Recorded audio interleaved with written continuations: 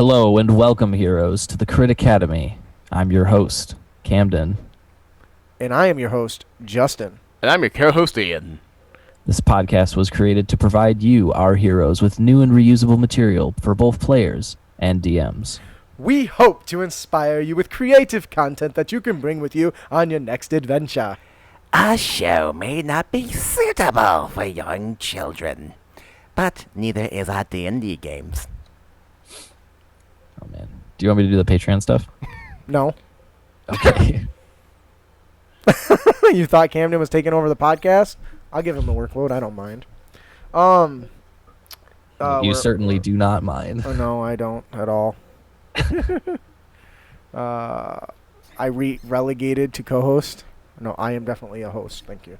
Before we get started, this episode is brought to you by our generous Patreon donors. If you don't know what Patreon is, it's a membership platform that allows us to build loyalty with our fans and allows us to get a little bit closer using a... that is terrible.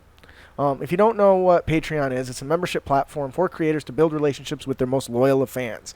It is a tier-based reward system where you can donate as little as $1 and get bonuses at each different tier, such as live streams, our access to our Discord channel, and special things, including artwork. I think Brandon does one piece of art for a month for a random patron, Yep.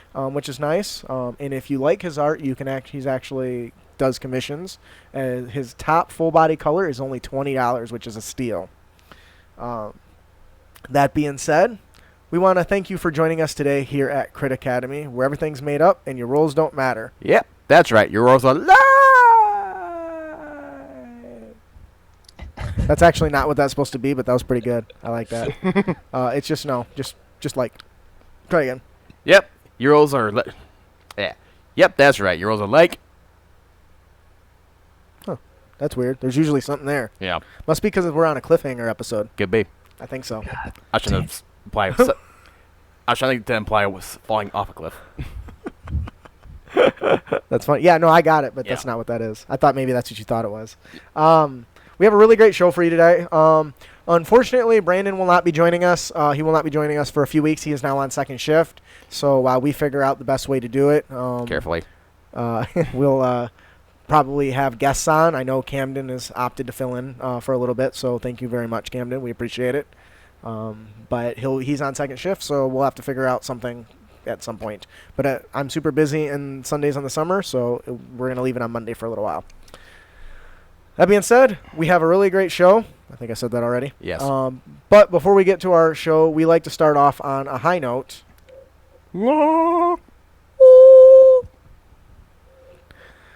I hate you all. We have a very great show. But before we get into that, we like to start off on a high note by giving away wonderful prizes. Good prizes. Compliments. This first prize is compliment of Goblin Stone. Camden, who's our winner today? Our winner today, sponsored by Goblin Stone, is Majeris Sweog. I read that as Magger issue og. Come on, people. Why can't people come up with just normal names? Oh, Major Issue OG. That makes more sense. Maybe. I don't know. MAGERISSUEOG.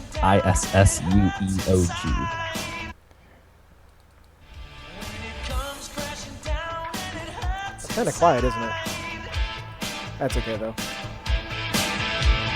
This is how you break this. Congratulations to Major Issue OG. I think you're right. I think that's what that is. Yep. I think so, too. We're not ignoring you as much as we're not acknowledging you. Oh, wait, what? Oh, I didn't even... I was... What? Why does me and a Catwoman outfit a thing? Picture the Michelin Man? What is wrong with you? The Michelin Man, but black. Well, it's Tater, so... Many things. Pre-record my common words to a soundboard. That's funny. And yes, I do think Camden can pull off a corset. So, Major Issue OG, if you enjoy the adventure, please let Goblinstone know. Tell him what you like, what you didn't like, and help him improve his product. Today we got a great episode for you. We have a question from one of our patrons, Samuel. Our main topic today, if you haven't figured out, is cliffhangers. And I got some really fun Unreal tips and tricks for you guys today. I'm really excited. Tools that you can bring with you on your next adventure. But before all that, we have In the Realm. Camden, what's going on in your... where we talk a little bit about what's going on in our life. Camden, what's going on in your realm? I started a new campaign yesterday. Nice. It's like, That's exciting. yeah, with entirely new people I've never played with before. But it went really well. Properly primed it with a session 0, and it was very smooth. Is there anything that sets your campaign apart from others? Not yet, other than I'm running it with all comedy people. Like, they're all comedy artists. They all do sketch comedy and improv. So the role play is pretty intense. That sounds like a lot of fun. Yeah. Well, And are you in, I turn 22 next week. Nice. Oh, congratulations. That's a big Yeah. deal. What are you in Forgotten Realms? I'm homebrewing everything. Oh, that's fantastic. Yeah. Did you say that already and I wasn't listening? No. Okay. No. I was reading some stuff, so I thought I might have missed it. Fantastic. That's exciting. Definitely let us know as you progress through it, how it goes. Keep us up to date, all that jazz. Will do. Justin, what's going on in your realm? I think we should just talk about our game yesterday. We should. So I returned from my vacation. Had a good time with my anniversary. It was all great. Nobody wants to hear too much about that.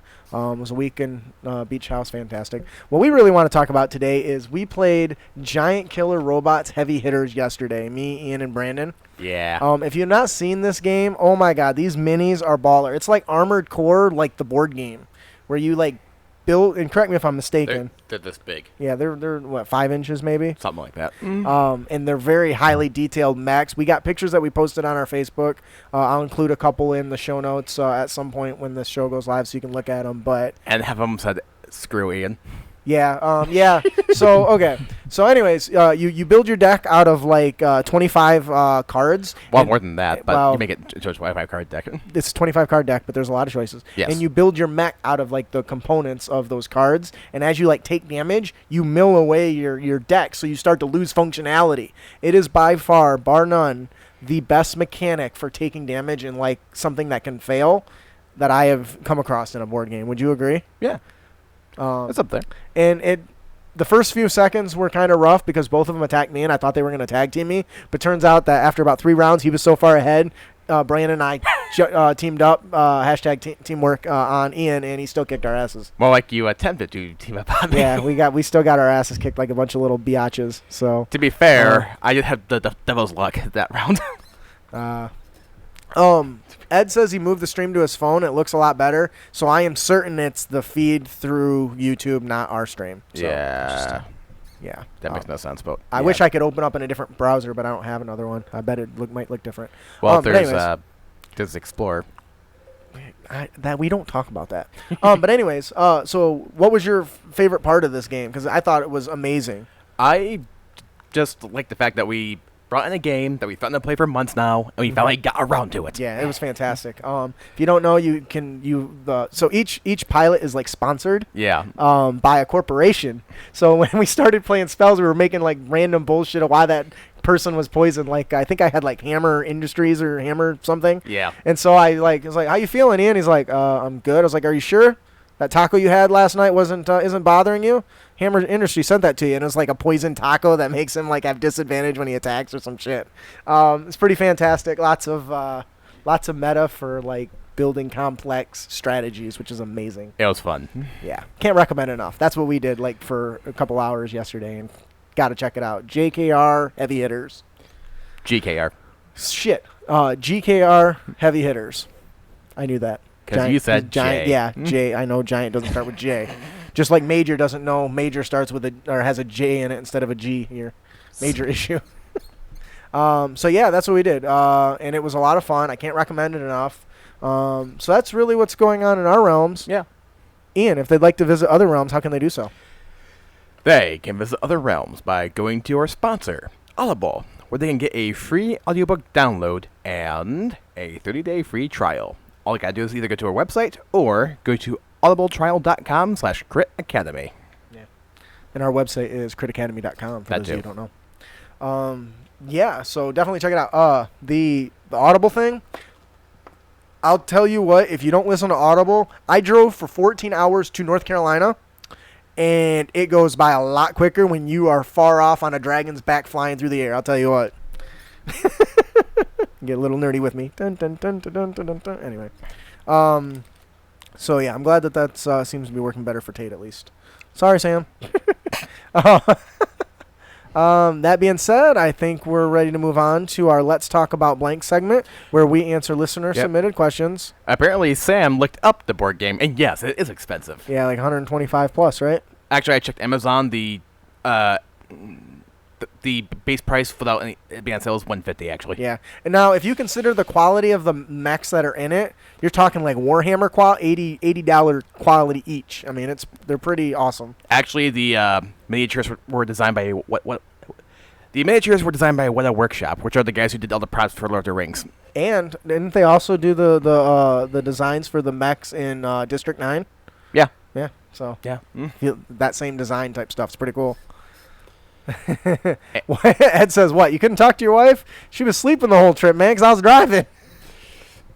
So that'll do it for that. Moving on to our next segment, our Crit Nation feedback, our Let's Talk About Blank segment, where we answer questions submitted from you. Are we gonna tell them how to visit other realms? Didn't we do that? Isn't that what led into the Audible discussion about the we just did audiobook that. book? We totally just did that. Never mind. Did you Okay. fall asleep, man? Yeah, probably. He doze off for a second. How many beers have you had? That's funny. All right, so shit, where are we at? Oh, our I'm suffering question. like 2 levels of exhaustion right now. Yeah, I'm sorry, man. Another feeling. Next time you can let me know ahead of time. You can just bail. It's fine. Show won't be as enjoyable without you, but you know. I'm good. Are you sure? Yeah. Let's do this. Where are you right now? In my home. Okay. Are you sure? Yes. Okay. All right. You're not like in a straitjacket or something. You're just dreaming this all up like that stupid Sucker Punch movie. Anyways, spoiler alert for a terrible movie you shouldn't watch. So our question comes today from patron Samuel. I really like this question. He asked it across Discord a while ago. And shit, my mic's about to fall. One sec. Don't let your mic fall. You know, I considered just cutting a chunk of the table out so this wouldn't be on a rounded surface. That might be wise. Yeah, but then it's a lot of work, and we know how I feel about work. Yeah. Not really a fan. All right. Samuel says, I have a question about the time stop spell.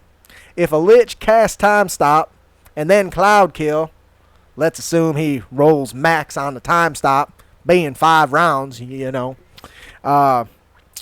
Do any creatures affected by cloud kill have to suffer the effects for 5 rounds? Or do they suffer the base of their perception being 1 round when they perceive it? I'll actually have to read Cloud Kill. Camden, before I give my response, since I've already answered him, what are your thoughts on this? And quickly search up the spells, you guys, because you didn't have the show notes in advance. I was going to say. Well, I did, but I know I was being sarcastic. Luckily, our editor can just cut this big chunk out and just make it all seem seamless. Seem seamless. See what I did there? That's funny. Are you guys done yet? I wish I had a cricket thing right now. Stinking Cloud Kill. Stinking Cloud? I am going to Okay. check this link out in a different... Okay, yeah, it says 10 minutes. Okay. I'm going to say, strictly speaking, with Raw, I'm going to say yes, it does affect it all 5 rounds. Okay, and what words did you use to interpret that? That you take damage each round you're standing in it. Okay. I mean, what else is there to say? Oh, yeah, What else is there to say? Oops. It does look a lot better if you open up a different thing here. If you use that link there, it'll look better. Okay. Okay, so Camden, what are your thoughts? I would I agree with Ian because it is stipulated in the spell flavor text. Oh, not even the flavor text, For which but like spell? Cloud kill. for Cloud Kill, that creatures are affected even if they hold their breath or don't need to breathe. Okay. And So I'm going to say it does affect them all 5 rounds as well. So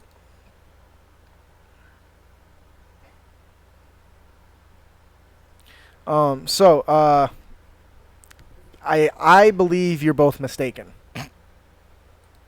Okay, and Okay. I'll tell you why. That's Wouldn't not be the right. first time.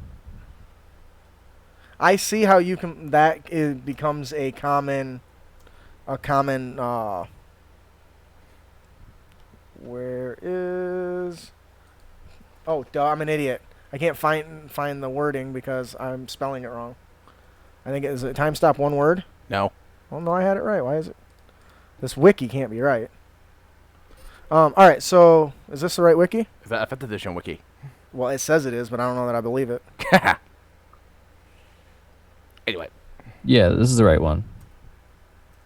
You briefly stop the flow of time for everyone but yourself. No time passes for other creatures while you take a d4+1 turns in a row, during which you can use actions and move as normal. All right, so no time passes for other creatures. So now the question comes: is the other spell affected by the time stop spell or not? Because as far as the players are concerned, here's the answer I think I wrote out for them was, I reckon it wouldn't break time stop. They are frozen in time, so not breathing or absorbing the gases. When they unfreeze, they breathe in and take start of their next turns and find themselves affected by the cloud kill. In normal time, no one is affected by cloud kill. On their turn, it is cast only if they start their turn in it or move or are pushed into the area on any turn. Now, I could definitely see it ruled that way in a home game, as perhaps like rules is intended. So the reason I think that's the way it works is because while the wizard who casts the spell is unaffected by time in normal sense, the other spells and the player specifically not being part of an action aren't given time to be affected by the spell. And the fact that it says it takes to the beginning of your turn means there's a certain amount of time that has to take place before it takes effect on the character. Yeah, well, technically, still, the turn still happens. It just, yeah. No, their turns don't happen. I think that's what the time stop spell is saying, right? Well, no time passes for other creatures. Well, it still hits them in the initial order. It doesn't act. Well, it doesn't say it does any damage until their turn. By that logic, if you hit them 4 times with a sword, they wouldn't take damage. No, because you're when you make an attack, that's when the damage takes place. Right. When you cast Cloud Kill, the damage doesn't take place immediately. It's on a delay. Right. On it without any changes, right? Right. So in that sense, that if it's not being affected, I cast it. You still have an action or a time to react or do something. In this case, maybe get out of it. Oh. Sam says, read the chat, Ian. Sorry, he's not as close, so he's probably forgetting. Yeah. Anyway. I would argue that although the other PCs would not be able to take their turns, I would suppose that every point in time that passes by in the outside world, but not for them, they would still need to make that Constitution saving throw, which they would automatically lose. Right. Because And Sam here is still incapacitated. pitching that they would just take all damage all at once. Once a time resumes for them. And I could see it, that argued too. I kind of agree with Camden, with the exception that the Cloud Kill spell says when a creature enters the spell area for the first time on a turn or starts its turn there. And since they haven't started their turn yet, because if you Well, they do, but they don't. well, let's say you cast Cloud Kill and Camden and I are duking it out, and I grapple him and drag him out. If I drag him out of the area before his turn, he doesn't take damage. Welcome back, Sarah. Welcome back, Sarah. So in the end, the way I would rule it is that spell would not do any damage until the start of that person's turn. Yep. Personally. I would think that we actually have some disagreement on this one, but that's okay. Yeah, no, that's okay. I think that we would probably each rule this a little bit differently, but I can see the potency of those those kind of combo spells. Oh yeah. Now, these aren't raw answers, so if you disagree with us, please send us an email and let us know why.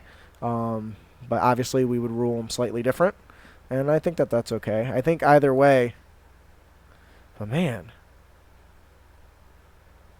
if you let that have all of its effects in one shot, that becomes a much more deadly spell. Or, yeah. Anyway, Patron Samuel, that's kind of the three of ours take on that. They're all a little bit different, but that's okay. Yeah, but which one's the right one? Mine. Because I said so.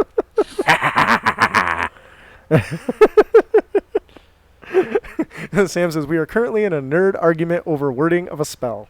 Yeah. And yet, not the nerd's argument I've been in. I know, right? Any other notes on that? Sam says this combo's part of the NPC Lich in the Prince of the Apocalypse campaign. Oh. I wouldn't know. I never finished that campaign. Damn, that's wrecked. But it is 9th level, so fuck them up. I think that'll do it for our Let's Talk About Blank segment. Samuel, if we did not answer your question or did not give you an answer you're happy with, please send an email to the complaint department at critacademy@gmail.com and send some money attached, like a check. I keep saying $5, but I don't know why I don't say higher than that. I don't know. Like $100 attached to it. We'll check it out. Put you right to the front of the line. Actually, he's a patron, so he's kind of already paying us. That's true. So, that's funny. Moving on to our cliffhanger. Moving on to our main topic, we have cliffhangers. Who doesn't love a good cliffhanger? Cliff. That is terrible, and you need to stop hanging out with Tater, okay? So, first of all, you're probably asking yourself, Justin, what is a cliffhanger? Well, lucky for you, those of us here at Crit Academy, and by us I mean me, have Googled it. When you're hand-cutting Cliff. You gonna start bringing Sylvester Stallone into this too? No. Okay. A cliffhanger is a plot device in fiction which features a main character in a precarious or difficult dilemma, or confronted with a shocking revelation at the end of an episode of a serialized fiction. Dun, dun, dun. That's probably the most common noise that's associated with that big reveal type thing, right? So, Camden. Actually, I want to finish something else before I go into the next part. We all watch TV. We all read books. Cliffhangers are super common. You know, it's something that happens on almost every season finale of any show you watch, right? Because they want you to want to come back to the next season, right? Who died in the last episode of Walking Dead? Tune in the next season and find out. Ian, why do you think we as role players and DMs should use cliffhangers? Why? It keeps people coming back. Makes them want to have more. Did I say Ian? Yes. Camden is what I meant to say. He's nodding. He's totally nodding. Camden, why do you think as DMs or RPG game masters should we care about cliffhangers? Well, Justin, it leaves the players wanting more. It's an excellent way to generate excitement and interest for the next game session. We know this works because it's pretty much the formula for countless TV shows, books, and movies due to the Zeigarnik effect, which that's a states big that word. people remember uncompleted or interrupted tasks better than ones that they did complete. Do you guys think that's true? To an extent, yes. Yeah, absolutely. Definitely. Yep. Mm-hmm. See, because anytime somebody interrupts me when I'm talking, I forget what I was going to say. That doesn't take much. Damn it. So for me, I feel like it is the opposite effect, unless I'm watching TV or something, you know? But that's definitely a tool that's used. Now, obviously, for being the advantage that like those TV shows and books and stuff have is the story is 100% pre-established, right? So you can calculate every single moment leading up to that point and decide when the best point is to cut off, correct? Hit that, George R.R. Martin. That's a little bit different for us when the players have so much agency, isn't it? Yep. So it can be a little trickier sometimes. You're keeping an eye on that chat, right? Yeah. Okay. Because I can't at all. Because you're blind as a bat. Well, and I talk too much. It's just Father Tate shitting on you. Yeah, it's kind of how it always is. Old and man like Tate. shitting on himself. He's making jokes about his marriage. Old man again. Tate. That's funny. Sam, I just lost connection in the middle of just describing Cliffhanger. I thought it was some planned a super secret epic episode cliffhanger midstream. That's good. That would have been horribly douchebaggy of me. That was really funny. Or what we did to that one group of people during our panel. Oh yeah. Actually, I wanted to So- bring that up. What were you gonna say, Camden? So a cliffhanger is and stop stream. We'll see you back next week. Doing a cliffhanger as a game master is a little bit different, but it can be done, and when it's done, it can have a huge and profound impact on the game. A good example is when we recently went to a couple months back went to a convention and ran a panel, and our players. We were running out of time, so I had to find a good stopping point, and we got to the point where we described this big, giant, big bad boss. He's kind of towering over the players. He's emitting this energy that's weighing down the players, and then we just stopped it and said, "We'll see you next year when we finish it." Not only was time a constraint, but that was a crazy place to a good place to stop, because this deity or this demon or whatever it was crawling out of this portal and has been released after being tracked forever, and the characters wanted to know what's he gonna do, and they didn't get to see that, so that hopefully left an impression that they want to come and experience. Or we could wrap it up in 15 minutes after we actually finish the recording. Yeah, maybe. So going through and trying to figure out what types of cliffhangers are best, we kind of came to a consensus of five different types of cliffhangers and what separates them from each other and how to best kind of and so we have some pointers on how best to what a good cliffhanger includes. Camden, can you tell us about the big reveal? Absolutely. So the big reveal is a sort of cliffhanger that happens when a major plot point or twist is naturally revealed to the PCs. Probably one of the most recognizable of these is the turning point in Star Wars, The Empire Strikes Back, when Luke finds out that Darth Vader is his father. Discovering that someone of importance has a different role than the heroes previously believed can have a huge, shocking effect on them, even leaving them in awe. Yeah, I think that's a great example. Yep. Because everybody remembers that moment. Now, I was fortunate enough that I was born so late that I could watch the next one immediately. But can you imagine what it must have felt? Hey, Tate, how did it feel when you were in there watching Star Wars and you found out, Luke is the son of Darth Vader? I mean, something like that is going to start tossing thoughts into your brain. It's going to get you eager to want to see the next one, and we might have a first-hand account here in a second. Or another good one too is in Gurren Lagann, like for like the first half of the series, you basically fight. They were fighting the Spiral King, who was they thought was like a supreme dictator of Earth who was oppressing all of them. But then you find out, for spoilers for those who have not seen it, he actually had a good reason for everything he did. It was actually keeping humanity alive from the aliens. So what he did had a purpose. That's a huge reveal. Yeah. To find out this guy who you thought was a big bad evil motherfucker turns out to be he had everyone's best interest at heart. Yeah, it turned out that once the human population got too big, the aliens would attack again. So it was a kind of a way to control him. Yeah. What other big reveals can you think of, Camden? And any other points or points of interest of what kind of, I'm thinking of, I think it was one of our Let's Talk About Blanks, where someone was talking about how there's a character that the DM originally intended as evil, and the PCs have been trailing him around, and like a couple of the PCs like idolize him, but he's actually the evil character. I could imagine that having a huge impact when that big reveal happens. Yeah. And Do you guys remember that? Yeah, I do. And it's funny because normally I don't remember that stuff. I do remember talking about that. What I think makes the big reveal so powerful is, in my opinion, it's probably one of the easiest ones to tie into the previous campaign story or previous events.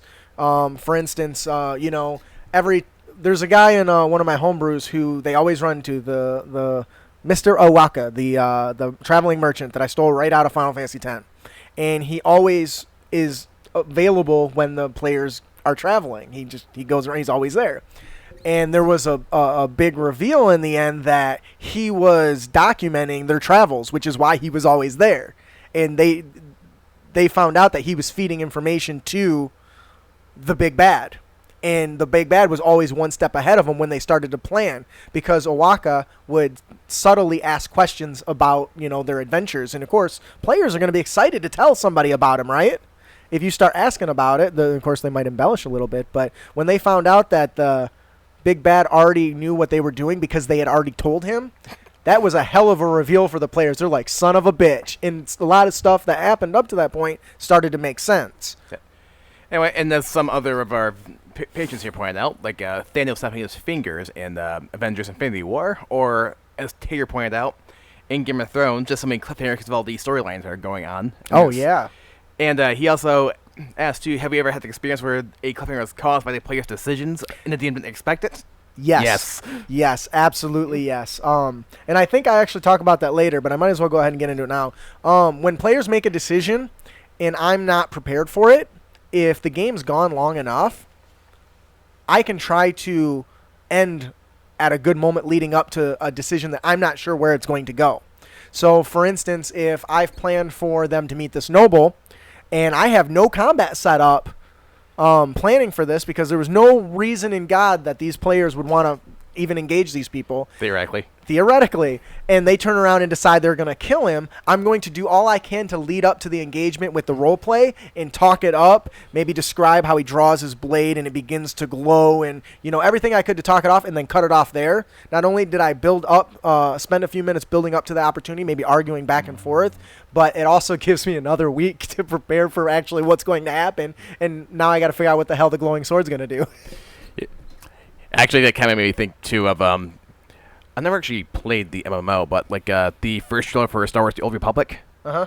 When the ship crashes into the giant temple, mm-hmm. and the hatch opens, and you see one red lightsaber pop on, but then you see a whole massive one flip mm-hmm. on, you're like, oh, crap. Right. Because, let's face it, at that point, you never saw anything like that before. Right, Star right. Wars. That was a first, wasn't it? Yeah. That was awesome. Did you have any other talking points on the big reveal there, Camden? No. As has been mentioned, it's pretty simple and the easiest one to do, and conversely, pretty powerful. Yeah, it can be tied directly to like their to the campaign setting, which is a big thing for me. I love big revelations. Ian, do you want to tell us about action cliffhangers? Now, once again, I've got notes here, you guys, but you don't have to read them verbatim. You can condense it and regurgitate it however you want. Alright, for action. How about ending a session just as the players reach the big villain that they have been chasing throughout the campaign?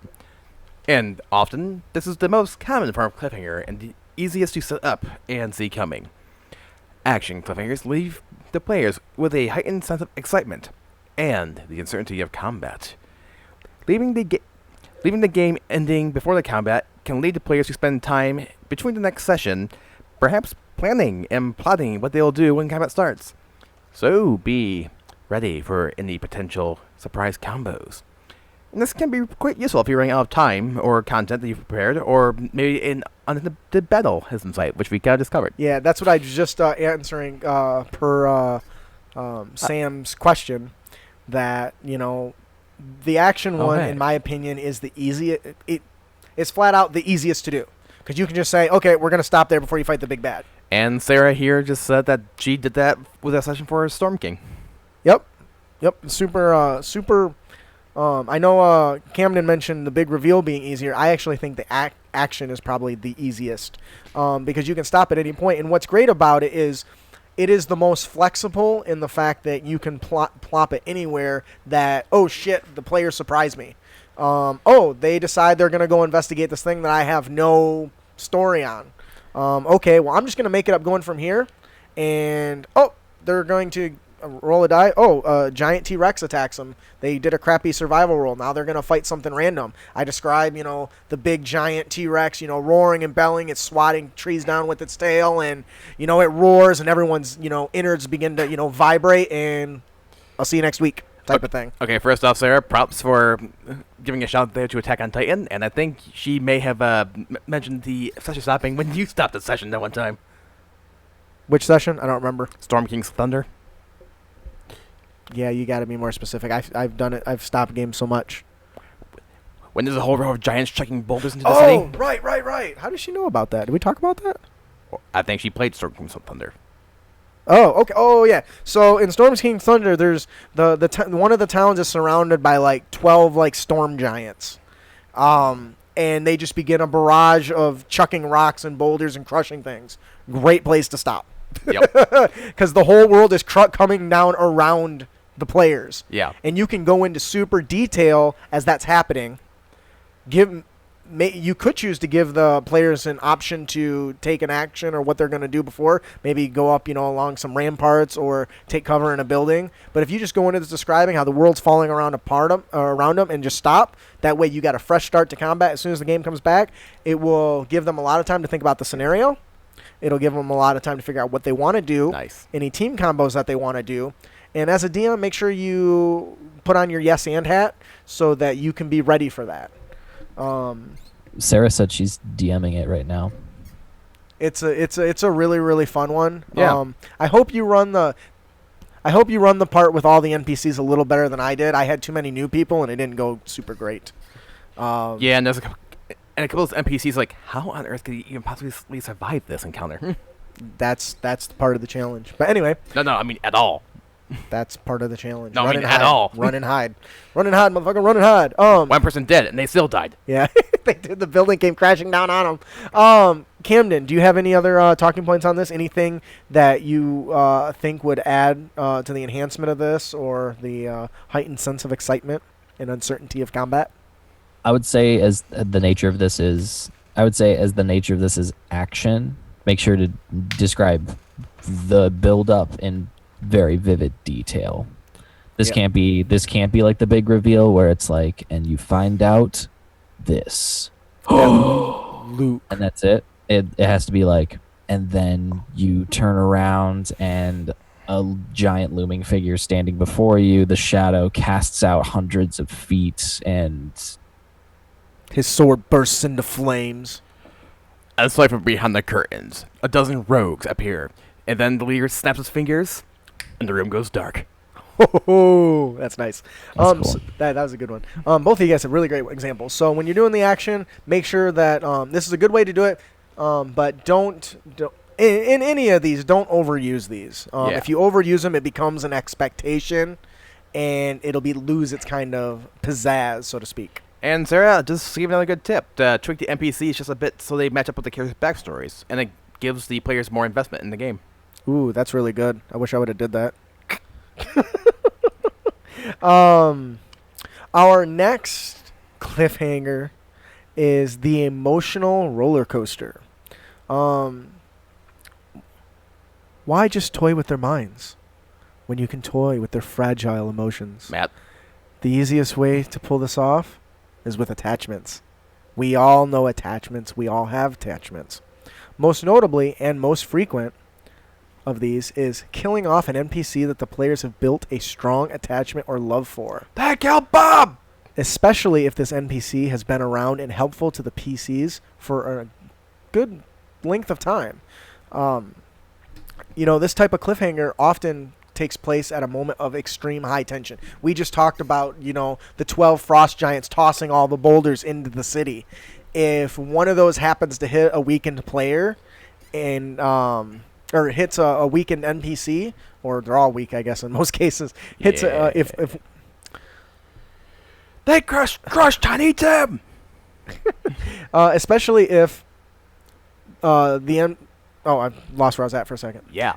In a moment of high tension, you can push it even further by placing a PC in potential danger as well, where the moment of uncertainty that's there can really pull on them. So, for instance, we've all had NPCs die. How often do you have somebody that dies that's important or that has an attachment to all the players? If you start off at level 1 in this little village and you're always going to, Brahm the storyteller to hear about the local, lore or whatever, and he's your constant source of information, whether it's rumors of monsters or what have you, and he's always giving you advice of best ways to bring the enemy down or best where to find them, and he's constantly there giving you the tools you need to help succeed, and then one day sacrifices himself in front of a monster that he gave you the wrong tip of advice and it's overwhelming you, and he comes and saves the day and dies. That really can mess with the players, especially if you as the DM are a great role player and have really invested yourself in that character. What are you laughing about? A, glad to inspire you, Sarah, and B, Ed, we did not kill Brandon. No, we did not kill Brandon. I think when NPC got overly attached to one time, it was in a 4th Ed game, and the PCs were part of a siege, and one of the generals in charge of our fortress was Lord Ironhide. Like from Transformers? That's why I got attached to him. Lord Ironhide. That's awesome. What's cracking, little bitches? Hey, damn! Is he a Warforged? Please tell me he's a Warforged. No, he's not a Warforged. Oh! Okay. PC says, yes, Ironhide, we shall roll out. That's hilarious. And kudos to you for the pop culture references. And then you can take this one step further. We've all had characters who who get knocked unconscious, right? Mm-hmm. And are just left to roll death saves. Now, you've heard my thoughts on death saves, how you can improve it by giving them a vivid, dream or something for a few seconds to describing something in their past, give a chance to build the character a little more while they're, unconscious. How would it feel if they get knocked unconscious, a battle is ensuing around them, they roll their dice, and they fail? The enemies continue assaulting the players. The last of the NPCs are able to tear the last of the kobolds down. You're down to your last death save. And the DM says, I'll see you next week. Ha! Your character, 2 death saves, and you won't know if you die until the following session. So you build them. Got it. This is not one that I've used, but I am super stoked to give a shot because I've had numerous encounters where people, they go unconscious, mostly because I'm a douche. But I think, ending and leading the player bleeding out leaves them in a moment of suspense that really adds to the game and makes them really have to wonder about the what's going to happen to their character. Because you could easily just say, oh, give me your death save. Okay, you're good. Or hang out there, leave that tension. What do you think about that, Camden? I think it's a great idea.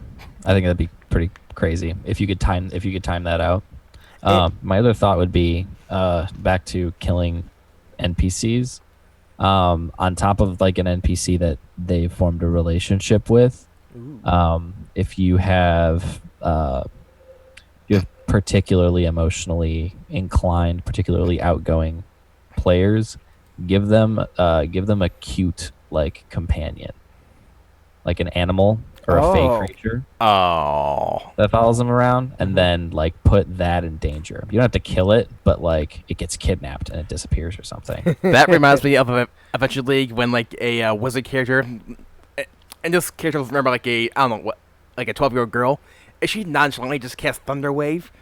But the problem though was it took out our Beastmaster's wolf. And she was more traumatized that she took out the wolf than anything else. Oh my gosh, I took out your wolf, I'm so sorry. She didn't give a crap about us, but the wolf went down. That's hilarious. I don't know if we've done a...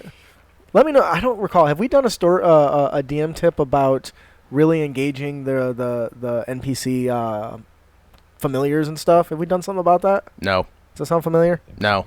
All right, I need to add that because that's something I notice gets overlooked a lot is that people forget, oh, I have an owl familiar. But the DM technically should be responsible for role-playing out what that thing's doing regularly. Artistic makes fun of that big time. Yeah. I'll have to remember. Cut that out, Ian, if you edit this episode, or if I do, I'll cut it out. You mean Camden? Yes, what did I say?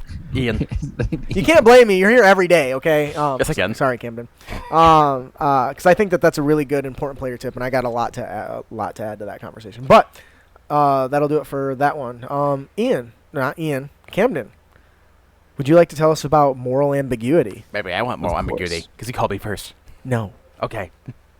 So a cliffhanger that would involve moral ambiguity would involve confronting the players with a strong ethical or moral dilemma that requires immediate action, but then yanking the rug out from under them with a see you next week, and they have to wait to, act on it.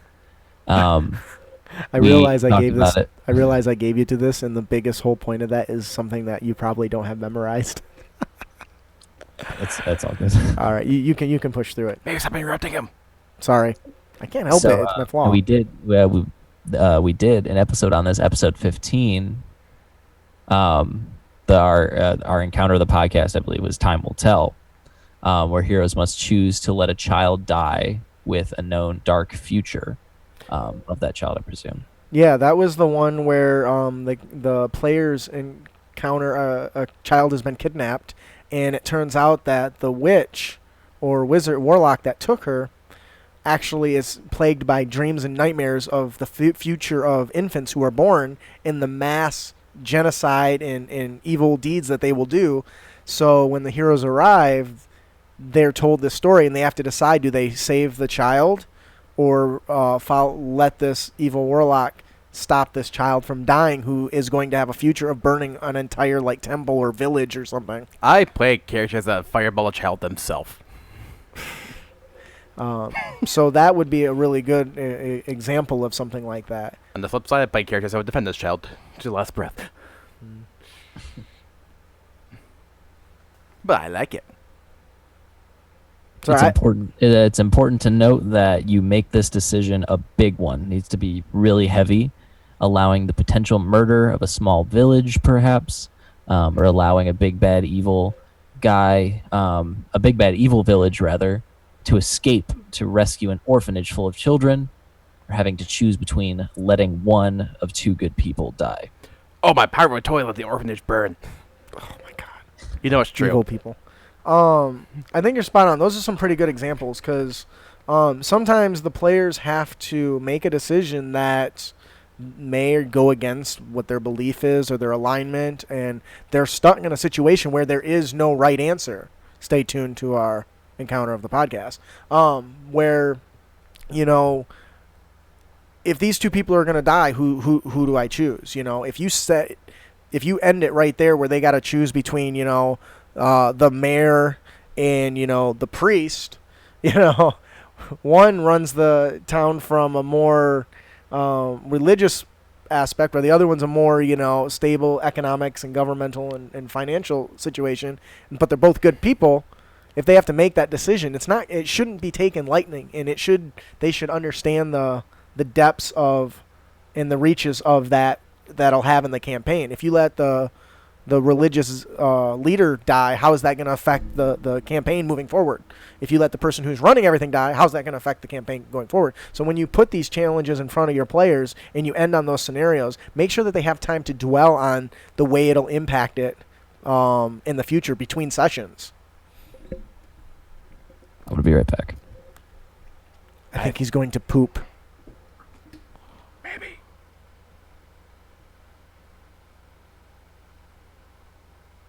Oh, Edward misses Brandon. Me too. Yep. That can reminds me too in the first game of the Mass Effect series. There's one scenario where you have to send your squad members to different locations to fulfill the mission, but then you get to the point where you manage to get all of them back, but the two characters you have to get back, Ashley and Caden, they're both being attacked by the enemy at once. They can only choose to save one. That's rough. And the character that you don't go rescue does die. Oh, that's rough. And those are good places to end because And actually, that decision does carry over into the next 2 games too. right, and it should. Yeah. And so when you're running a moral ambiguity cliffhanger, make sure that it's something that'll not only affect the decisions of the character, but maybe even the feelings in the player personally. Somebody that a person that has a mother like that a real life mother who has two twins. If you put the decision to you can only save one of your twins, that's probably going to mess them up in game and in real life. So consider those things when you're really trying to make it count. Yep. I love moral ambiguity. There is no wrong. There is no right. It's all somewhere in between. The CIA hired me because they discovered I had a certain moral ambiguity. That's funny. Gross point And- blank, people. Gross yeah. point blank. And that'll do it for that one. The next up we have is the Deus Machina. Oftentimes, heroes end up in hopeless and bleak situations, ending a session on a dark, abysmal situation that can be draining to the players. Adding an upswing can have a great effect on the game and players. Reference, Battle of Helm's Deep or Clone Wars with Anakin Amidala changing. You're not supposed to read that. You're supposed to talk about those.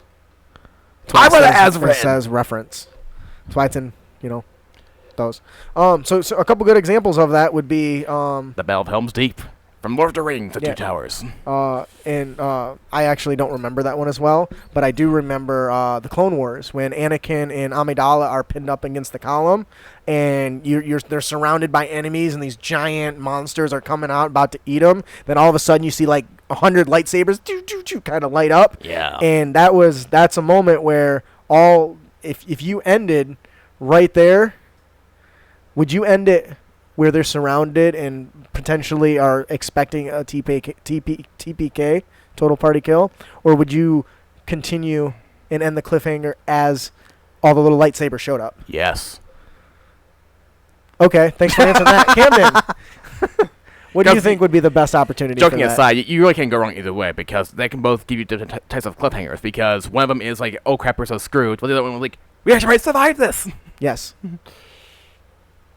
I think it would depend on like how you want to keep your players in check. If you have a particularly chummy group, if you have a table that's getting a little too ambitious with the way they're playing their characters, I would Oh. end on the darker tone. Right. Oh, you're gonna die. Sorry. Find out what happens next week. You're all going to die. If you've had like a dozen nat ones and they're just like, fuck this, I hate D&D, never playing again, then light up the lightsabers.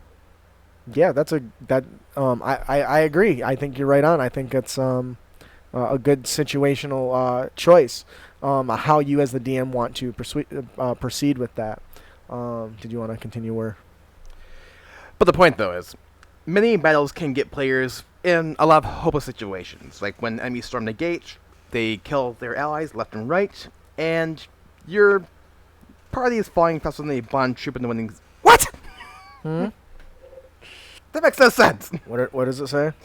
Your party is falling faster than a blonde toupee in the windy city. That makes perfect sense to me.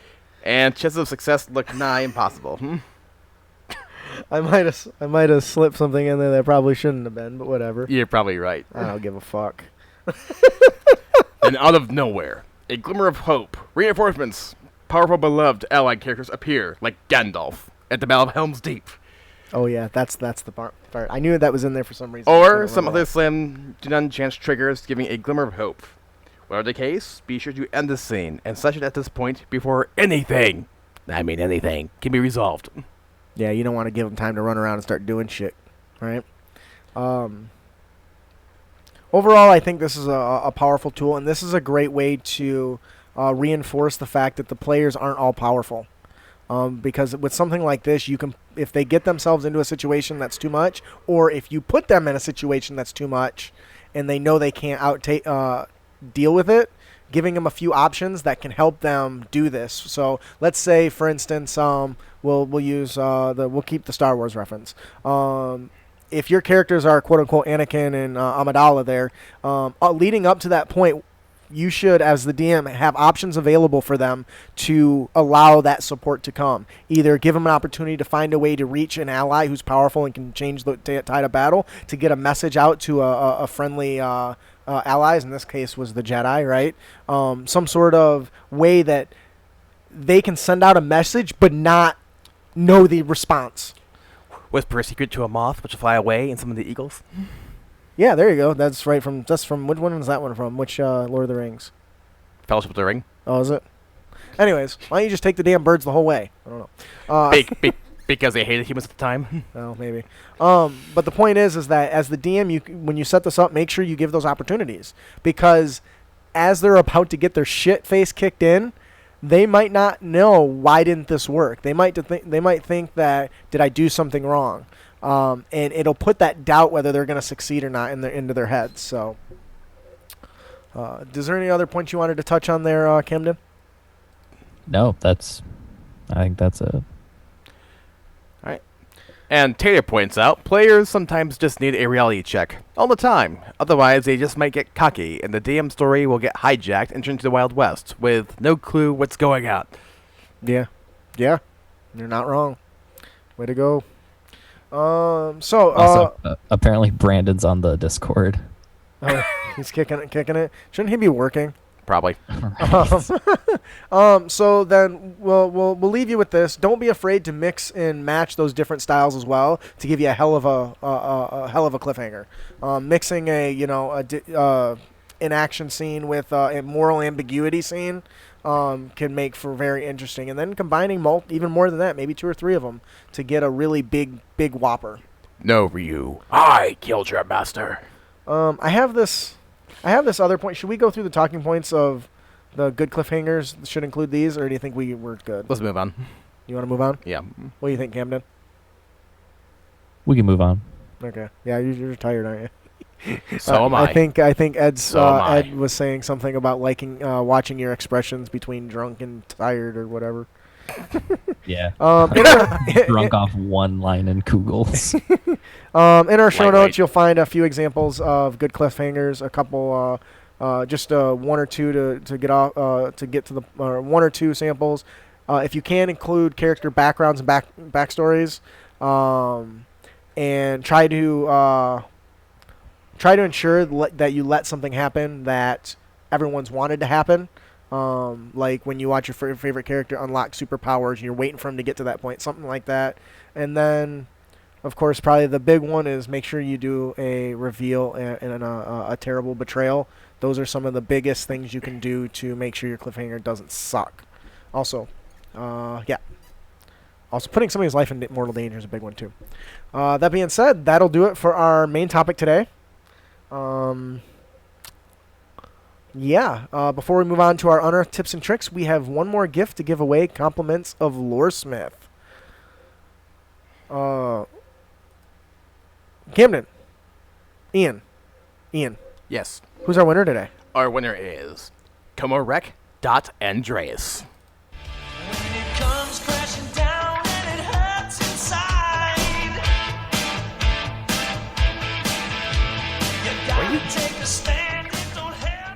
Were you Ginyu forcing that? No, I dabbed, but yes, I think I do think the Ginyu Force dabs. Yeah. That's funny. Congratulations to Comarak Andreas. If you enjoy the adventure, please head on over and let Loresmith know. Tell him what you like, what you didn't like. Help him improve his products moving forward. Moving on to our 4th and final segment, we have our Unearthed Tips and Tricks, where we bring you where we bring you creative content for you to bring with you on your next adventure.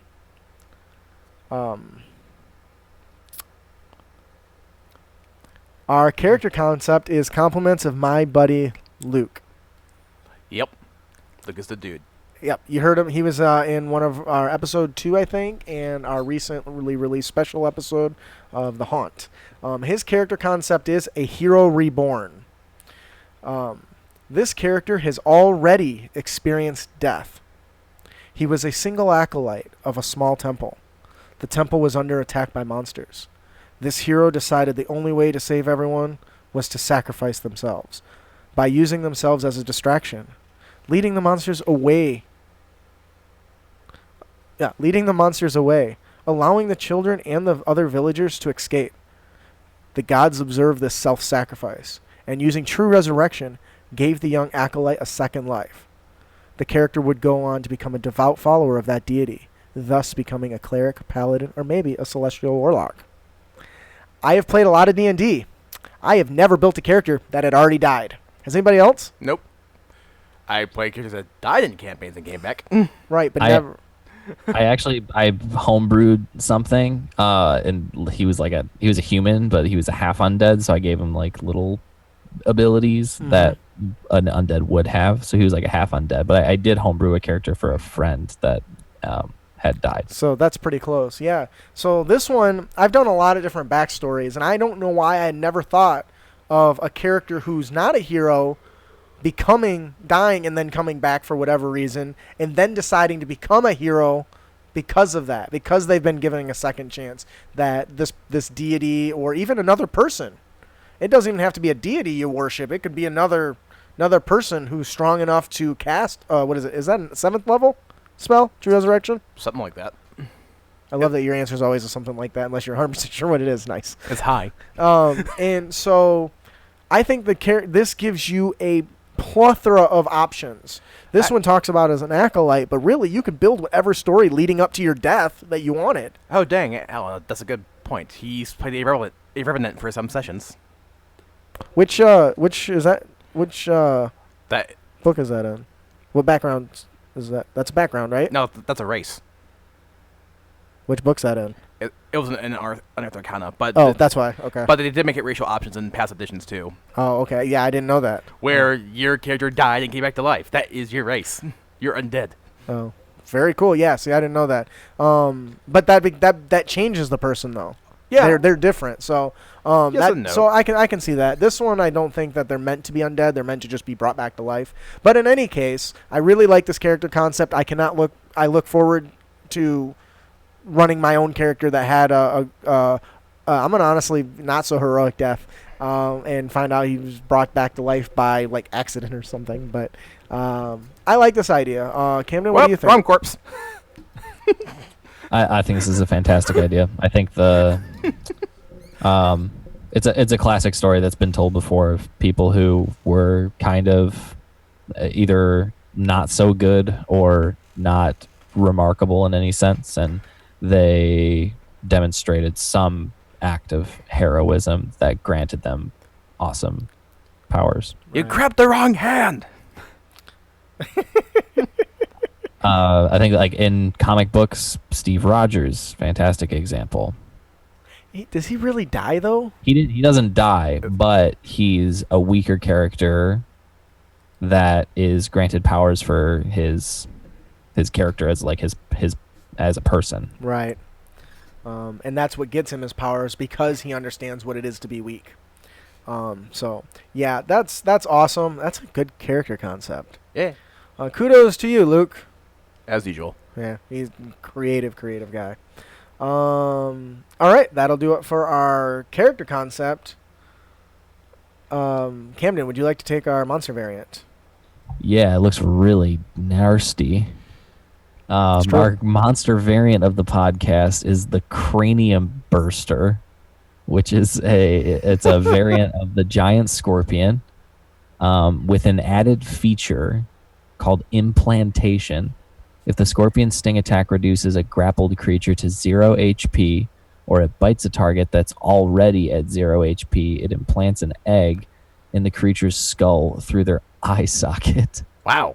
The deposited egg grows for 2. What is it supposed to be? 10 day. 10 day. 2 weeks. Understood. The deposited egg grows for 2 weeks before hatching. If the implanted target is still alive, it loses 1 Constitution every day and has disadvantage on attack rolls and ability checks. After the first week, the victim is incapacitated and blinded. When the egg hatches on a young scorpion, half all damage and HP of the parent scorpion erupts from the victim's head, causing 3d10 slashing damage. Damn. A lesser restoration spell can kill the egg before its incubation. Additionally, if you're the DM, you can add other special herbs or rare plants or something that the players can go on a quest for to help deal with it. Wow, if a character loses like a count point every day, that just makes that bursting so much worse. Yeah, and I was actually torn. I'm not sure if it should be slashing damage or something else. What do you guys think? Slashing seems appropriate. There's not really a thing in the player's handbook for exploding brain, except for I think the Illithid does that, doesn't it? Maybe. There is such a thing as force damage, correct? Yeah, but that's magical, isn't it? Doesn't have to be. I would say it'd be closer to bludgeoning and slashing. Maybe one part bludgeoning, slashing, one part bludgeoning. Anyways, the point is that this is definitely a direct ripoff of Alien, the chest burster. Obviously, I'm not hiding that. I think it is a great idea because if you got a character that you know is going to be gone for a little bit, you can implement these as one of the enemies, and you could give a reason to why that character is missing.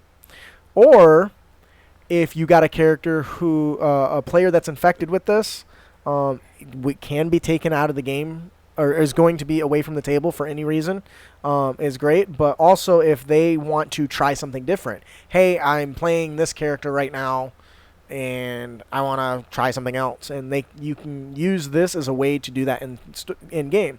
Otherwise, this character is going to have a hell of a time, is going to become an invalid, and is going to need to be protected by the players while they seek out a solution to the problem. And it puts them on a timer, because if they don't figure it out soon enough... have you seen the Fist of the North Star? Oh, man, that's such a great anime. I haven't seen that in years. It's so old. It's an old anime. Fist of the North Star, right? I've actually, honestly, only watched the first episode, but somebody had an explosion. Yeah, there's a lot. But anyways, I really like this character concept. Obviously, I love aliens. Derives right from that. Any other interesting uses for something like this? No? Obviously. Oh, man. Just like aliens, I can just see the thing crawling across the ceiling and the stinger just coming right down from the ceiling and getting you right in the head. I just know in Starfinder, my half-orc soldier, anytime he has an alien that can infest you with something, he always fails their check. So that'll do it for our monster variant, the Cranium Burster. Although the range joke is like, ha! I've really been infested. You can't infest me again, so I'm immune. Ha! That's fantastic. That was his logic. For the encounter. I'll go ahead and take the encounter, and we'll give you the magic item, Ian. Yeah, all right. Our encounter of the podcast is the correct answer. The players are looking for direction to an object or a location or maybe even a person. Only one person knows of its location, an elderly old lady. When the PCs arrive, she asks them a simple question before revealing the location. The party, you as the DM can decide, the party decides as a whole or individually, or you can let them decide. For maximum tension, I recommend using a timer for 10 to 15 seconds, or you yourself count down until they answer. Another idea I thought is that you could give them a chance to write it on a piece of paper and then submit it that way as well. But making them give an answer is pretty interesting. The old lady turns to them and says, If you answer the question incorrectly, I will not disclose the location. Your answer will be simple, either number 1 or number 2. Any other answer will be considered incorrect. Here is your question. Bandits have captured your mother and your lover. You may only rescue one. Say 1 for your mother or 2 for your lover. Who will you save? All right, so before we finish into this, what do you guys already think about this? I don't get along with my mom like that. Don't have no lover. What about you, Camden? I think this is a wonderful idea. The old sage is a fun NPC to play as a DM, and it's a good setup. The elder lady will then inquire to the logic behind each one of their choices. Regardless of the answer, the players are given a map with magical ink that as a group they can all see, or if you do it individually, each of them can only see their own map. Wow, Al, that's just not right. Regardless if the PCs pick one or two, their map leads to the wrong direction to an area full of traps, but are never told whether they got the answer correct. They're just handed a map and say they may pass. The correct answer to this is silence. Both choices are incorrect. Or Alan here proposes that they're the same person. Huh? Or Alan proposes that they're the same person. Oh. Interesting. That's good. I like that. Your mom's your lover? Yeah, that's pretty that's pretty bad. So, with the answer being silence, that means the goal is to let the timer run out. Because in this person's mind, is there really a right answer of who you choose?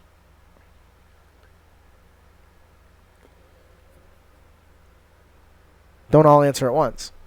Back to Game of Thrones, I see. Now, Sarah says. You can use insight checks to help in knowledge checks for the characters if you want to let their characters be able to determine the trick. I wouldn't give them more than one check if they're going to do that. The point of this is to make the players think that what if this situation does arise? What if they are put in a situation where they need to make this decision? What is the right answer? How do you prioritize that? I think that this is a very interesting answer or question. I think this is a very interesting encounter because it forces the players to think what are the priorities of their characters in a way that isn't always identified or forced upon them for them to think about. Or maybe I don't know if that came across right. Or maybe given a character's relationship, that might affect their answer. Ooh, maybe. So did you have any points you wanted to touch on with that, Camden? I mean... No. Thanks. But there's one other thing you can do to really add to it. If you wanted to make this something that makes it even a little bit more throwing the players off, you could add another contestant, somebody who is also trying to get to said item or said location or said person, and have them approach the old lady first and answer. And regardless of what they do, you might even tell them they might even give an answer. Say one, they are handed the sheet, and then they are said they can pass. So that'll mess with the player's logic even more because now they're going to be confused as to, okay, well, obviously one is the answer because that's what he said. Or are they going to realize it's a trap and make their own decisions from there? It's a trap! So I really like this encounter. I think that it really can force your characters to think about it can force your players to think about what's important to their characters in a way they probably wouldn't have otherwise. Okay, Ed just thinks Alan just stopped everything he just ever said. What's that? I didn't see what he said. The part where he said, "Your mom is your lover." Oh, that was a few minutes ago. Yeah. Any other comments on this? Nope. Thanks, guys, for helping out. I appreciate it. Simple encounter. Check it out. Use it. Let me know if you do use it. Let me know how it goes. That is our encounter of the podcast. The correct answer. And next up is a mention item. Is this from Alicia? It is from my wife. Wow. My wife doesn't play Dungeons and Dragons. She does not. And the mention item for today is the Goldman's sack. As she did there. You see what I did? The pouch Wasn't me. The pouch is made of a soft silk, laced and stitched with gold. A silver ribbon weaves around the outer edge. When pulled, tightly closes the pouch. Inside the bag is a circle with a sequence of runic sigils.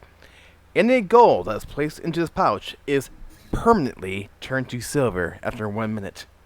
And once per week, 1d4 silver pieces disappear from the sack and reappears in the creator's vault with a sack matching the It reappears in the creator's vault with the sack's matching sigil sequence.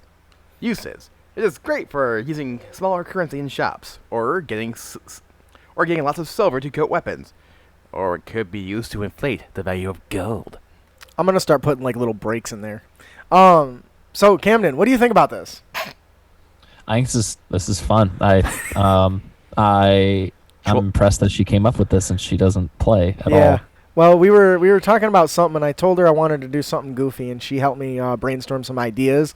And then when we were thinking about names because we decided we wanted to do something trickery, and then she's like, "Well, now you got to come up with a cool name for it." I was like, "Well, do you got a name?" She's like, "Give me a second." So she did some research. She's like, "Well, Goldman Sachs, they're pretty good about screwing people over. Let's go with that."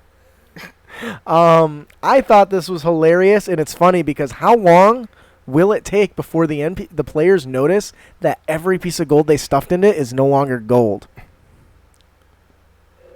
That'd be funny. Oh, it's such a douche thing to do. But I also thought of some interesting uses that Ian just had mentioned. Using it for smaller currencies at higher levels, it's harder to deal with smaller currencies sometimes. Do you take a ruby? No. Dang it. I also thought that the silvering of weapons at higher tiers when you're fighting monsters that are nigh invincible, I'd say higher tiers, but I mean like 5, 6, 7 or whatever, but like lycanthropes and stuff, being able to convert any material into silver to silver those weapons is pretty powerful. And then, of course, you mentioned the inflating the gold. That's just downright evil. But what's hilarious is I don't know how often my characters actually stop and go to shopping, but it's definitely after an adventure is over, after they've already looted everything. So to just watch as they open and reveal that 190 gold pieces is now 180 silver pieces. They're like, where did the other 10 go? For the DMs that are out there, if you read the description on Transportation Circle, it talks about a circle with sequences of runic sigils around it. So if you really wanted, you could even allow like a high-level Arcana check to determine what that is if they didn't have the spell. But basically, whoever created these satchels sent them out and is pilfering the money from people. Do you guys have any comments on that, or? Yeah, it's definitely not an item that's in the player's favor for sure. Nope. But I wonder what kind of creative uses they would come up with for this. Like, what if a rogue likes to rob people and he gets caught? He's like, "What are you talking about? I don't got no silver, or I ain't got no gold. See, it's all silver." That's downright terrible. But I think the players could come up with some pretty creative uses for this. Sam says he loves it. Players will hate it. I look forward to finding out what the players do with the objects when they discover what it really is. That'll do it for our magic item, Goldman Sack.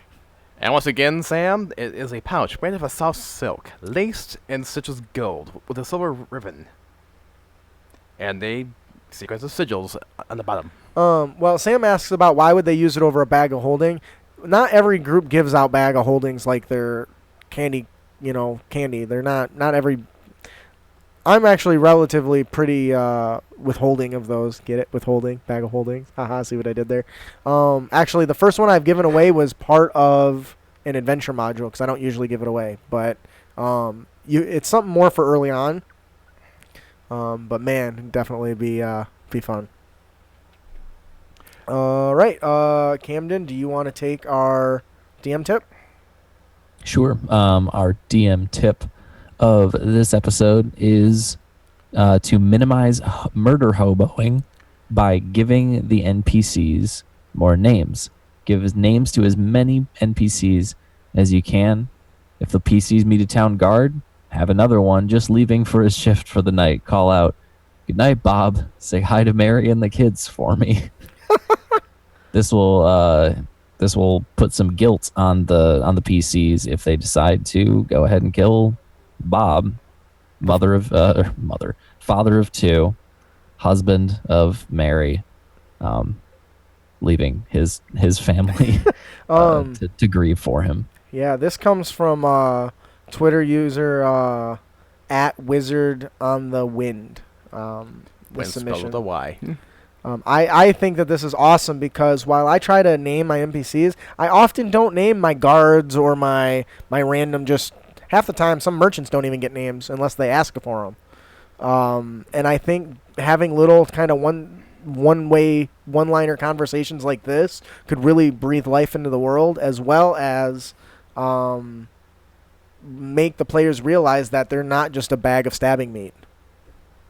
Hmm. Yeah, giving names to stuff that makes me a little bit more attached to them too. Yeah.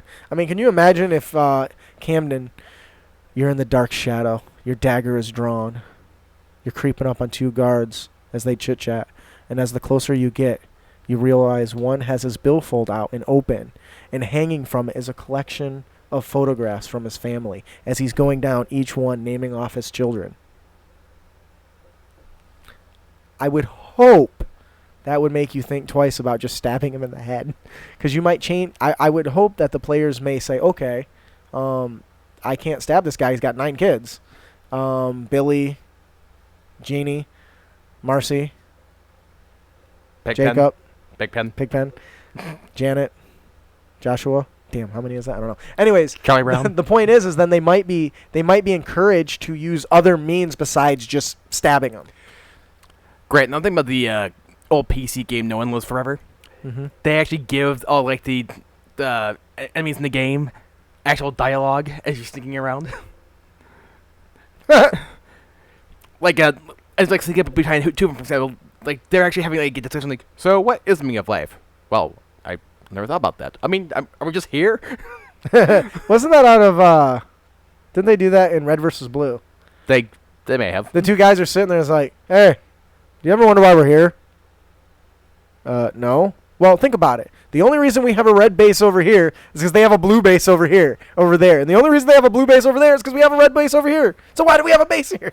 Anyways, I think this is a wonderful Apparently, Sarah's seen Red DM vs. tip. Blue. Amazing show.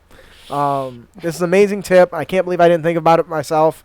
I highly recommend giving these a shot. And you could easily just write out some random, like a list of like 10 things that you could just read when they approach a guard or a person that they're planning on just stabbing in the face. Do you have anything you want to, any other tips you guys want to add on to that? Comments? Alan says our group ranger has currently killed a NPC who has a big family. He often sends them money because he feels guilty. Oh, that is awesome. Tell your player he is baller and he just earned 10 cool Crit Academy points, because that's baller.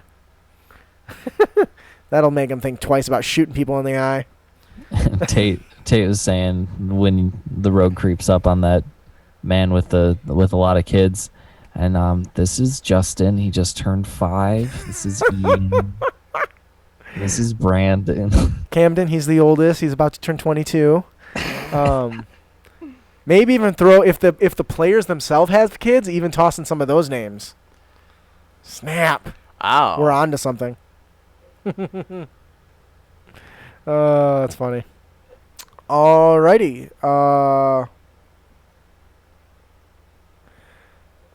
Okay, so that I had a brain. I literally forgot what I was doing for like 10 seconds. That'll do it for our Dungeon Master tip. Thank you for your submission at Wizard on the Wind. Our player tip of the podcast is don't be a dick. Don't be a dick. We have to do it again because he tried to line it up and I don't think it came across. So we'll say it, then you'll say it. Okay. Our player tip of the podcast is don't be a dick. Don't be a dick. Actually, I want you to say that next part instead. Actually, you can be a dick occasionally to the PCs with Fantasy Insult Generator, a new app that Justin found. I love this thing.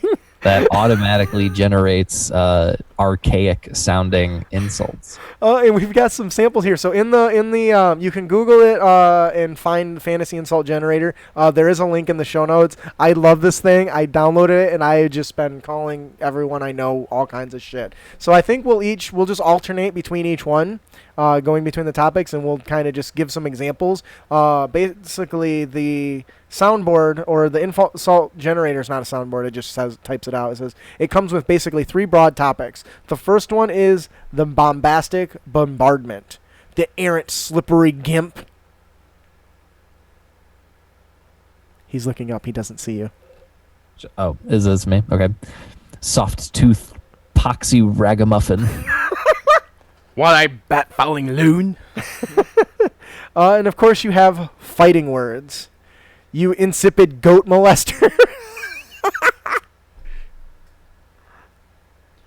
Swag bellied goose. Sloop shouldered ninny muggins. What the fuck is a ninny muggen?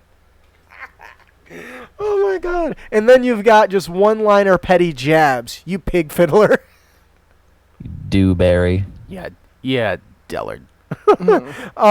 So not only is this cool because you can use it as a DM as insults to the player characters, but you as the players can use it as insults to the NPCs. Especially the fighting words is hilarious if you've got a like a barbarian or a fighter or a rogue. The bombastic bombardment combined with some of the fighting words is hilarious and really matches well with like the bard type build where you've got a tongue for insults and stuff. So I really love this app. I can't recommend it enough. Oh, vicious mockery. Oh, vicious mockery would be the number one reason for it. Yeah. Because some people struggle to come up with good insults for some of those things. But even having these in the middle of combat, if combat's kind of dragging on, having the big bad turn and called somebody a soft-toothed poxy ragamuffin, what kind of swing is that? What do you guys think about that? I think it's fun. That's a good way to spark some inspiration. Pun intended. I see what you did there.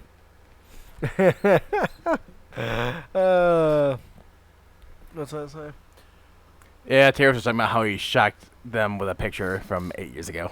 Us. Oh yeah, that's no. He's not talking about the baby picture. Oh. Talk about Cliffhanger. Oh. Yeah, do you guys have any other recommendations for tools like something like this they can use? Well, as Sarah pointed out, that stuff is from Shakespeare. Oh, is it? Straight out of Shakespeare. That's Oh, what see, I didn't know that. But yeah, so check it out. You can also like Google and look for Reddit like vicious mockery jokes and stuff. It's pretty cool. And again, that is the Fantasy Insult Generator, which you can find on your app store. This player tip was brought to you by Crit Academy. For one episode, you can be a dick.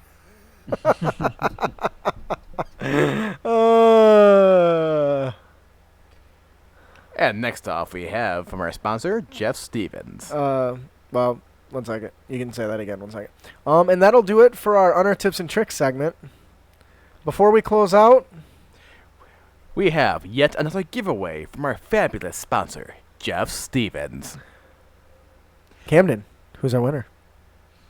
Our winner of Dragon's Breath Tavern, courtesy of Jeff Stevens, is Fashbinder X Gaming.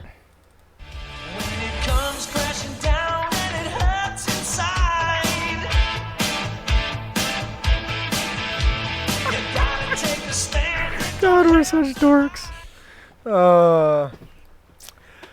Fashbinder Gaming X, congratulations. If you enjoy the adventure, please leave Jeff Stevens a review and tell him what you like, what you didn't like, and help him improve his products moving forward.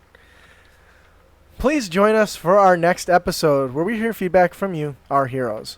We will be discussing campaign achievements. I'm super excited for this. Yes, that was the YMCA. Thank you. Okay. As a reward for your exploit, you are now the Duke. Not exactly the kind of achievements I was thinking about. I was actually thinking about like, can't think of a good one right now. like an award you can give out to your player, like you're the first person to naturally crit.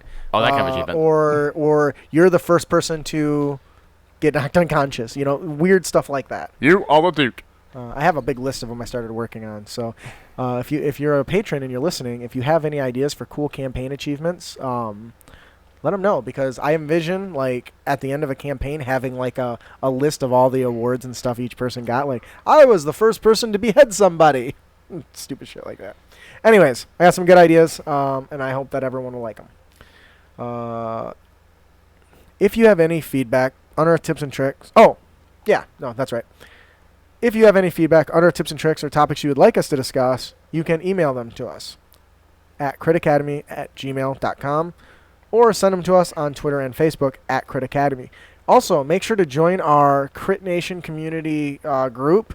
A lot of stuff gets posted there that's fun and kind of, it's mostly roleplay related, but it's not all serious like our main page needs to be. So definitely check it out. I post their stuff regularly, though I kind of slacked when I went on vacation because, there's no internet out there. Yeah. Yeah, it's a fun little group. Justin's up in there like twice a day. I swear. Sam, it's evil. I love it. What did Sam do? UTT. Mimic Armor Encounter. Oh yeah, I have that stash for the another one because you posted that after I had already had stuff for this episode. I have not forgotten you, Sam. But that's still nice. It is nice. It was pretty funny. He has a whole description of it in the Discord. You should copy and paste it into the right Discord for the UTTs, though. That'd be great. Camden, do you want to take the part? We hope. We hope you've enjoyed your spirit. Your what? We hope you've enjoyed your experience here at the Crit Academy. If you did, you can help others find the show by leaving a 5-star review on iTunes or whatever platform you're listening to us on right now. Or you can simply send us a message telling us how much you enjoy the show over our email, critacademy@gmail.com, or anywhere on our social media. Yes, tell me how great we are. I love getting those. Also, be sure to give us a like and a share. And make sure to subscribe to our show at critacademy.com so we can help you on your future adventures, as well as a chance to win cool prizes each and every week. You'll also find links to our fellowship members there as well, and there's not a short list, too. No, our fellowship members are awesome. I highly recommend checking out Interparty Conflict. Gabe and Jeff do a great job of answering your questions to give you the best tabletop experience possible. And D&D Character Lab, they are hilarious. They build characters and argue their validity in-game every single week, and it is hilarious to listen to. Hilarious, I tell you, hilarious. Can't recommend them enough. Of course, we have our sponsors there, as well as you can find the Game Master Stash. Facebook group link is on there, as well as stuff to Oricon's Lair, who does an amazing blog. So definitely check out our growing list of partners. I am your host, Justin. I'm your co-host, Ian. I'm your co-host, Camden. Thanks for listening. Keep your blade sharp and spells prepared, heroes. This episode has been brought to you by Cliff. He does not like it when you jump off him. Oh my God. A Clifford. The big red dog. Turns out that little girl was a ranger all along. Oh man, that was awesome. I'm your patron. I'm you, patron Ellen. What? I'm your patron, Alan. Yeah, I know. His name's Alan. Yeah. That'd be weird if we didn't know that. All right, so thank you all for joining us. You guys are fantastic. We love having you in there, even when Nader is spending most of the time talking a lot of smack. He reminds me of that guy off of The Simpsons who goes, ha ha. He reminds me, just always talking shit, running his mouth nonstop. I forget his name. Nelson. Nelson, yes. Hey, mate. See you all. See you, Sam. Cheers, Sarah. And Tater. Yeah, bye. Sam, you mean Saturday's game? I see you signed up for it. That's definitely on a Saturday. All right, we will see you guys later. Thank you all. If you're a patron, go check the link for a sign up. We got some spots available for Saturday's game on the 14th. So, check it out. Come one, come all. I can't find the stop button, so I have to delay. Do you know why I have to delay? Because I don't recognize this program. Because you're nutting butts. All right. See you later. See ya.